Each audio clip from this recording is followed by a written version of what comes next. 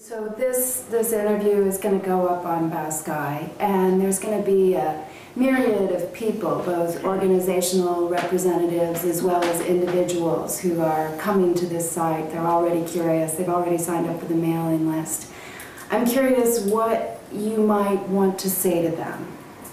I know it's sort of an odd question, but knowing that they're watching or that they're interested, what might you offer them? Would you like to start? Yeah, I can start. You know, I think that what the world really needs right now is hope. And I think that a lot of people are feeling rather powerless and not really able to make the difference that we all want to make in this world and bring this world to a better place so that our children and grandchildren and great-grandchildren and so forth really have the possibilities that we have. And I think that joining together and working together on a common goal that's larger than ourselves and larger than any one organization, whether it be Big Mind or Kanzion or Integral or the Peacemaker Order or any organization, but joining together like so many are doing in other fields, right. You know, like Bill Gates and Warren Buffett and many, you know, Bill Clinton. There are many, many great people doing a lot of great stuff.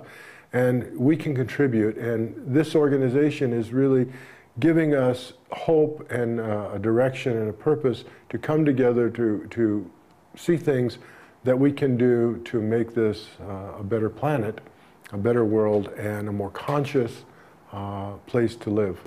Right, so your message is really join together and find common ground. That's right. And what we'd like to do, of course, is we would like to be able to help out other organizations and do the work that they're trying to do. We think that together, as more people join, we can raise more money, more capital, and we can actually do things that are going to spearhead consciousness raising and that give people what they need and the ability to really make a difference. Yeah, great, great.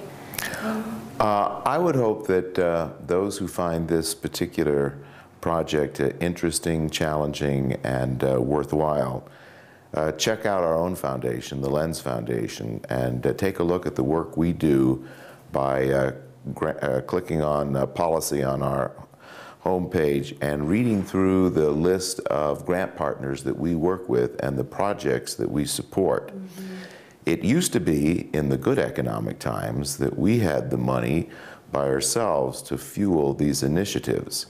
But like many other foundations, perhaps all foundations, who are dedicated to being perpetual, we too have been hit in the financial crisis in a manner that in order to sustain all these programs, we can't do it alone. Right. More than ever, we need to connect with others who will join with us. And so if you think that this Baskai project is a good thing, then this good thing has arisen out of a unique role that the Lens Foundation plays, that other foundations, to my knowledge, do not fulfill. And therefore, perhaps this joining together will include looking over the grant partners that we work with and figuring out how, in an interconnected way, we can all work together to support these worthy projects and projects that are in our head or on paper, but not in reality, which only lack the financial strength to proceed. Right. Yeah, I want to say that one of the initial concepts that Norman and I came up back 5 years ago with was this very factor that he's talking about right now, which is that we can't do it on our own. I kind of liken it to, let's say there's a big school bus stuck in the road and you can't get it started. If you get enough people working together to give it a little push, even if it's already headed downhill, this consciousness needs our help. And all of us doing it on our own are more or less ineffective, but if we join together, I think we can be tremendously effective. And the whole concept of working in harmony and working together is the basis of Buddhism anyways. So, and this I want to say this is beyond Buddhism too. This is a bigger Buddhism than sometimes we think of as a religion.